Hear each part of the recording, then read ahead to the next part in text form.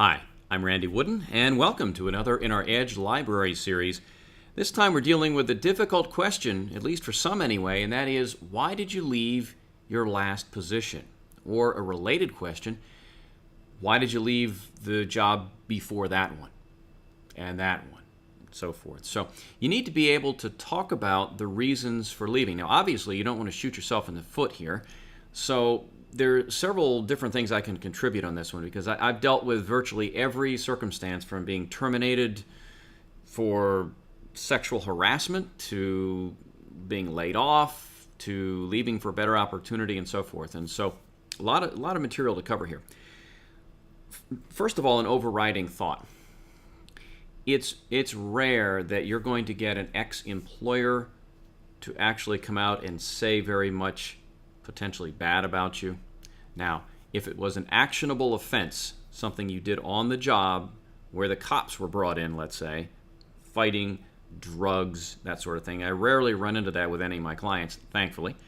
But if that happened and there's a criminal record of it, now you need to explain that, and you need to be candid and honest about it because that is something that's on your record. And so that's there. There's no escaping that. And criminal history, in fact, is something that most all companies do check on. But what they don't check on, or at least they don't get information on, is what you did on the last job. If I were to call someone's employer and say, so why is John Doe no longer there? They're not going to tell me. Now, armed with that information, you, and this is a moral issue for you, knowing what the enemy will say about you, in other words, what your ex-employer would say if you were terminated, knowing what they would say or not say, that guides you on what you can talk about. Because your thought here is you don't want your story to conflict with what they might get when they call your ex-employer. So there are different things to consider here. What I would encourage someone to do, if you were actually let go for some reason, it's usually a combination of things. And what I would do is I would look for the least injurious reason for not being there. I'd also try to combine that with the fact that it was probably an opportunity to leave that you took advantage of, and so there was some bit of a mutual understanding that this was not going to be a long-term fit. Again, we're making the best of a bad situation. If you were terminated, and I'm not talking about being laid off and they'd hire you again if they could, or if the company went out of business. I mean, that's all very benign, and that is so much understood, especially if the economy is poor. The fact that somebody's laid off or the company was closed is not a mark against you. But if you are terminated, yes, it does become potentially injurious.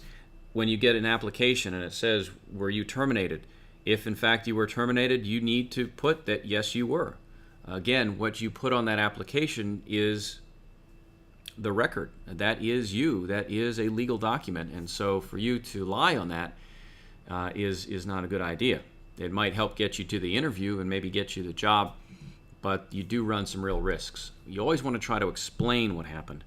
And that's where, again, it helps to know what the ex-employer would say about you, and then you can kind of craft your answer based on that. So that's one of your first thoughts. Get that employer on the phone, get someone to pretend that they're looking to hire you.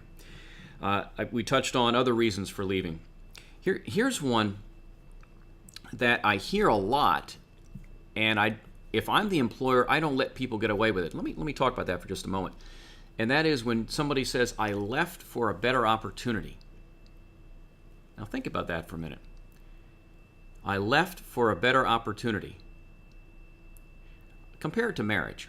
Somebody's been married for some time, and they go out with someone else, and they end up divorcing that first person and marrying the other person.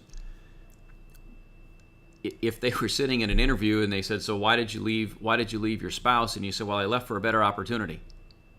I don't buy that. Here's why. There had to have been something going on with the current job, or in this case, your current spouse, that opened the door for you to be receptive to something else. Again, no job, no body is perfect.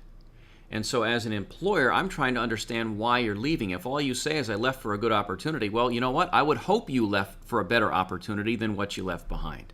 I would hope you did that. So I wouldn't go there. If I'm an employer, I'm not going to let you get away with it. You could try it, but good employers will pin you down and say, well, I understand you left for a better opportunity.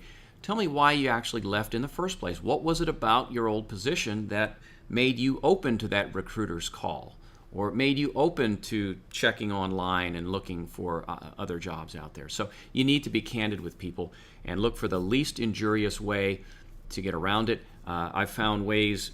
Talking about new management came in. They had a different mindset, different philosophy. They wanted to bring in their own people. And so I was part of a group that was moved on and out of that department. You can come up with any number of reasons, but if it was actionable, the law was brought in, then again, you need to be honest about that and explain that during the interview. And sometimes that's a barrier to getting hired. Again, depending on the severity of the offense and the type position you're applying for, I can understand why they'd want to shy away from you. That's just life, and that's the way it is. Hope that helps a bit. It's going to wrap it up for this in our Edge Library series, dealing with that question of, so why did you leave your last employer? I'm Randy Wooden. Thanks for watching.